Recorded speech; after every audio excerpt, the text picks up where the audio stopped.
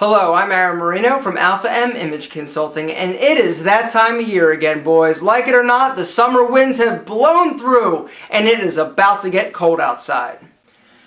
And I know that some of you are going to be like, not me, Aaron. I live in Mexico. It's still hot as donkey crap aquí. Well, for the majority of us, it is getting a bit cold outside. Downright nippy, I say. Well, as our tan fades and we break out our fall and winter wear, I say it is time to rejoice, for 'tis the season to be layering, amigo. So pull out those fun jackets and sassy sweaters. But don't forget, this season, cardigans are king. So today's video, it's all about killing it with a cardigan. Alright, so what constitutes a cardigan? Great question.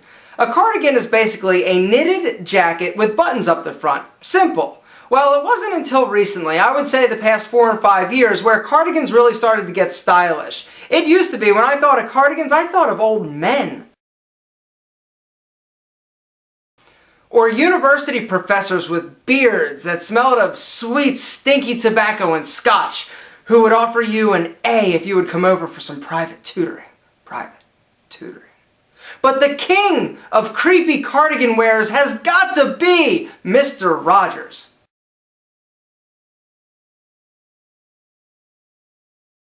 Now, for those of you who don't live in the US or are under the age of 32, Mr. Rogers' Neighborhood was a kids show. And each week, Mr. Rogers would come home into his house and put on his red cardigan. And then he would go play with puppets and lure little kids over for cookies. Now, it's probably not fair of me to say that Mr. Rogers had anything but good intentions, but I know that after every episode I felt so pretty. But it wasn't until I started planning for this video that I realized that Mr. Rogers did not wear a cardigan at all. Oh no!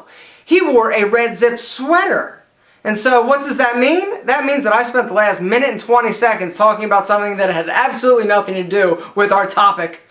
Cardigans come in a ton of different styles and weights. Some are big and bulky, like cable knit cardigans like these.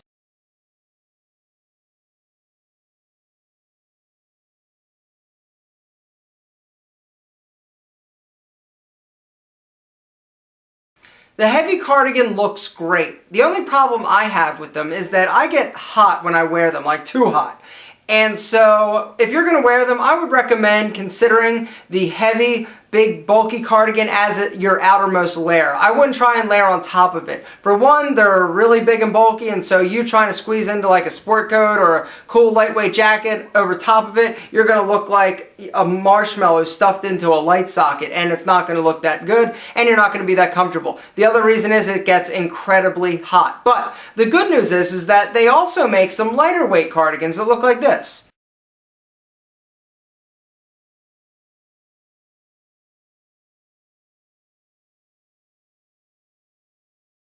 The lightweight cardigan is a great option and probably my favorite cardigan to wear and buy. The reason is that you can live in a warmer climate and still wear this great cardigan with something light underneath it. Like I've even thrown it on with just a plain wife beater or white tank top. Shall we try it? Let's see how that looks. And here you go, lightweight cardigan. Unbuttoned at the bottom just to give a little bit more movement so you don't look so uptight.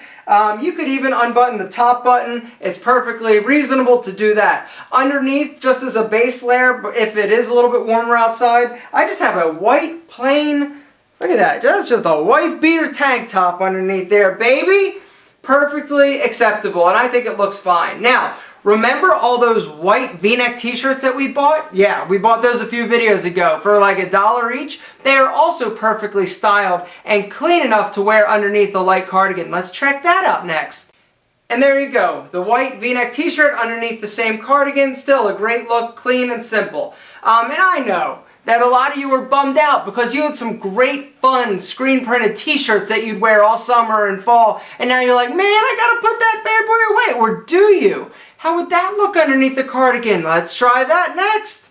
Boom! And you thought you had to put away your screen printed t-shirts for the winter. Silly rabbit, no sir! You can wear it and use it as your base layer for your lightweight cardigan, but maybe you need to be a little bit warmer. Let's try a 3-button Henley, maybe a thermal even.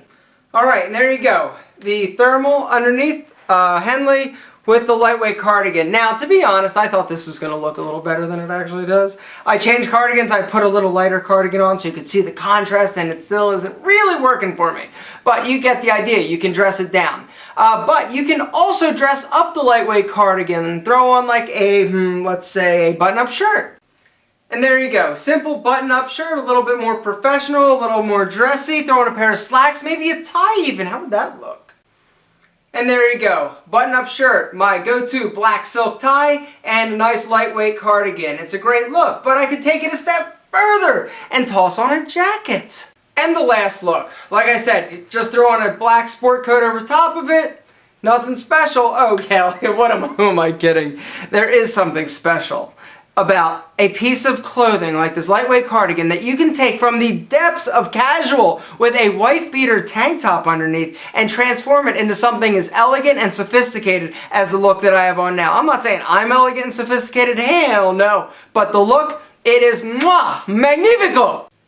In conclusion, gentlemen, 'tis the season to be layering, and if you're going to be layering, I would recommend looking into and investing in a lightweight cardigan. You see how versatile it is. I mean, I took it from tank top to high fashion. Not high fashion. High fashion's like wearing underwear on your...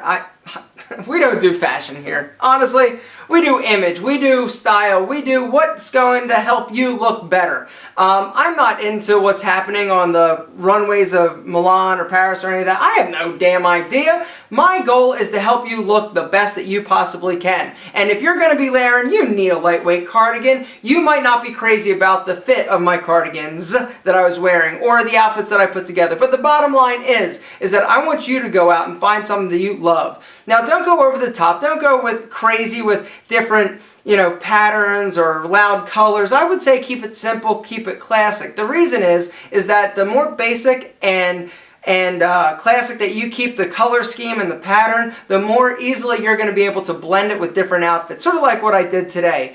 The more basic the cardigan, the more extravagant the outfit. Guys, it's been a pleasure as usual. Take care. See you next week. Bye. Quick little tip before I run off. You don't have to spend a lot of money to look great. If you're in the US, all these cardigans are the 2 cardigans that you saw me wearing today. I also got another 2 cardigans that you didn't see. I got each of them for $12 at a store you may have heard of called Old Navy. I know what you're thinking. Aaron, you shop at Old Navy? Hell yeah, man. Are you kidding me?